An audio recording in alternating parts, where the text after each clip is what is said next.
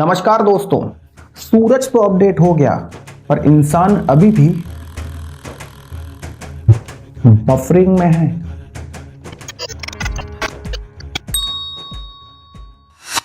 हमारे देश में दो तरीके के फेस्टिवल होते हैं, एक जिसमें छुट्टी मिलती है और दूसरा जिसमें व्हाट्सएप फॉरवर्ड मिलते हैं।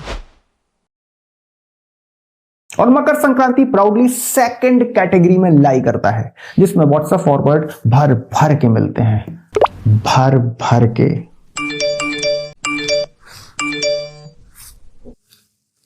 पर ऑफिस का इसमें कोई असर नहीं पड़ता, क्योंकि वही पुराना बॉस, वही पुराने कलीग, वही पुराना मैं, वही पुरानी दीवारें। बॉस बोलता है पुरानी फाइल का काम कब पूरा होगा, और व्हाट्सएप फॉरवर्ड आता है आज से नया आरंभ, सूर्य अब उत्तरायण की ओर चलेगा। मेरा काम तो पुराना ही है, नया आरंभ किसका हो रहा है? सूर्य का। चलिए समझते हैं मकर संक्रांति क्या होती है, तिल गुड़ क्यों खाते हैं, मकर संक्रांति क्यों मनाते हैं, झूले क्यों लगते हैं, मेले क्यों लगते हैं, और सबसे जरूरी बात, जब सूरज अपनी दिशा बदल सकता है तो हम क्यों नहीं? संक्रांति का मतलब होता है ट्रांजिशन। ट्रांजिशन अर्थात चेंज, परिवर्तन, बदलाव। हम न जाने रोज क्या क्या बदलते हैं। कभी फोन बदलते हैं, सिम बदलते हैं, जॉब बदलते हैं, डीपी बदलते हैं, प्रोफाइल पिक्चर बदलते हैं। पर जब बात खुद को बदलने की आती है तो हम बोलते हैं कि मैं तो ऐसा ही हूं, मुझे बदलने की जरूरत नहीं, मेरी पर्सनालिटी ही ऐसी है। जो लोग मुझे नहीं समझते उनको बदलने की जरूरत है। ये कोई एक्सक्यूजेस नहीं है, ये कंफर्ट जोन के डायलॉग्स हैं। हम अपने कंफर्ट जोन से बाहर नहीं आना चाहते, चाहे बार बार कोशिश करने पे भी रिजल्ट जीरो ही क्यों ना हो, पर हम कंफर्ट जोन से बाहर नहीं आना चाहते। देखो भाई, सूरज तो हर साल बिना बोले अपनी दिशा बदल देता है और हम रोज कहते हैं कल से पक्का। हम कब बदलेंगे? मकर संक्रांति से उत्तरायण शुरू होता है, मतलब सूरज नॉर्थ की तरफ चलना शुरू करता है। हमारे पूर्वज मोटिवेशनल स्पीकर तो नहीं थे, पर ऑब्जर्वेशन में पीएचडी के भी बाप थे। उन्होंने ऑब्जर्व किया अब दिन लंबे हो रहे हैं, रातें छोटी हो रही हैं, रोशनी बढ़ रही है, अंधेरा घट रहा है। रोशनी का मतलब जागरूकता, अंधेरे का मतलब अज्ञान। मतलब अब समय है जागने का, काम करने का। अब हम नीचे नहीं रह सकते, अब हमें ऊपर उठना होगा, अपनी दिशा को बदलना होगा। और हम अलार्म,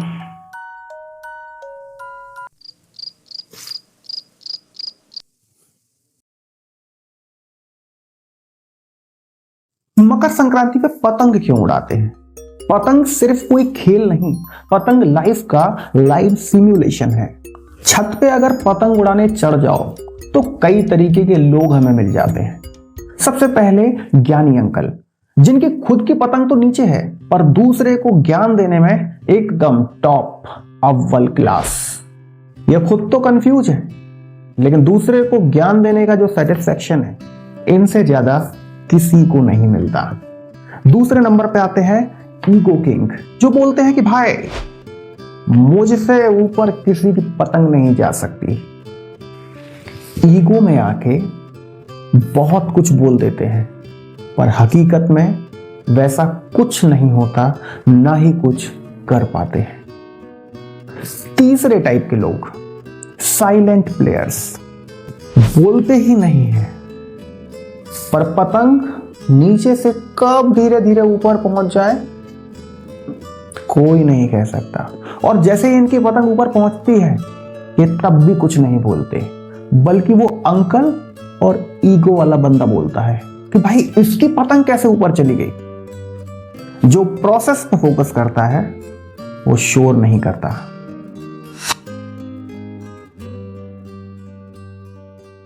तिल गुड़ खाओ, मीठा बोलो, ये कोई राइम नहीं है, ये बिहेवियरल मैनेजमेंट सिस्टम है। सर्दी में बॉडी टाइट होती है, मूड इरिटेट होता है और पेशेंस खत्म होता है। हमारे पूर्वज बोले पहले बॉडी को थोड़ा गर्म कर लेते हैं, उसके बाद मुंह खोलेंगे। और आज खाली पेट ही कॉफी पे जिंदा ओपिनियन हाजिर हैं। अगर आपकी कृपा हुई और ये वीडियो कई सारे लोगों ने देखा तो कमेंट सेक्शन में देख लेना, तिल गुड़ से ज्यादा कॉफी वाले कमेंट मिलेंगे जहर। मीठा बोलना एटिकेट नहीं होता, इमोशनल मैच्योरिटी होता है। पतंग समझ में आती है, तिल गुड़ समझ में आता है, पर ये मेले क्यों? देखो भाई, इंसान सर्दियों में 2-3 महीने घर में रहता है और आलसी हो जाता है, सोशल स्किल्स जीरो होती है, रजाई में घुसने का मन करता है। अब इस आलसी इंसान को घर से बाहर निकालना है, तो हमारे पूर्वजों ने सोचा कि अगर इस इंसान को घर से बाहर निकालना है तो कुछ तो करना पड़ेगा। और इंडियंस को घर से बाहर निकालने का सबसे सही तरीका है मेला।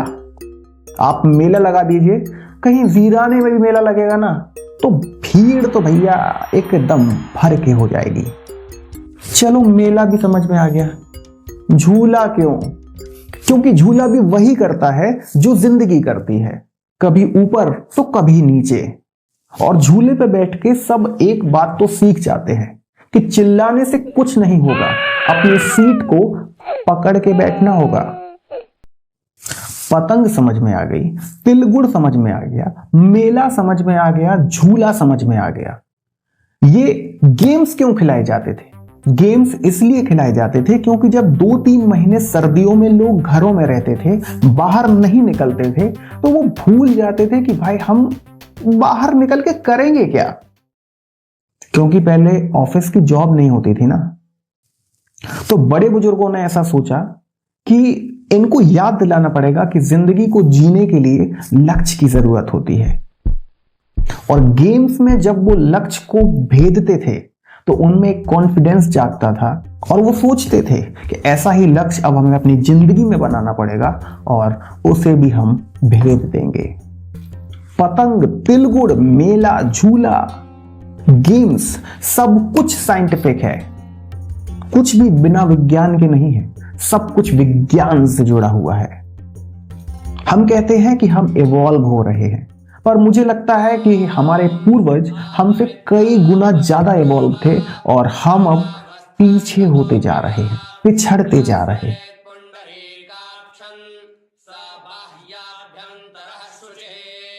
पंजाब में लोहरी, असम में बिहू, गुजरात में उत्तरायण और तमिलनाडु में पोंगल। नाम अलग अलग है पर इवेंट एक ही है। नया साइकिल शुरू हो गया है, सूरज ने अपनी दिशा बदल दी है, हम कब बदलेंगे? शास्त्रों में ऐसा लिखा है कि उत्तरायण में किया हुआ दान कई गुना होकर वापस मिलता है।